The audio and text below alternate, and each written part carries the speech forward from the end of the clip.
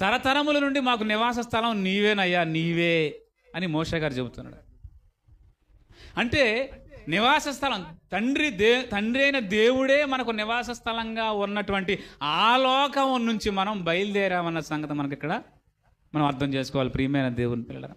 అలా బయలుదేరి ఆయన ద్వారా కొంత ఆయుష్ను, కొంత ఆరోగ్యాన్ని ఈ భూమి మీద మనం తీసుకొని వచ్చిన మనం మళ్ళీ తిరిగి వెళ్ళాలి అనేటటువంటి విషయాన్ని మర్చిపోయాం ప్రియమైన దేవుని పిల్లలు.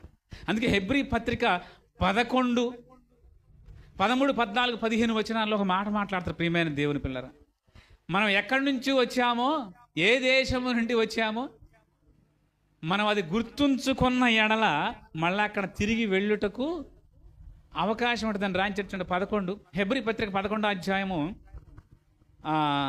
చూడండి.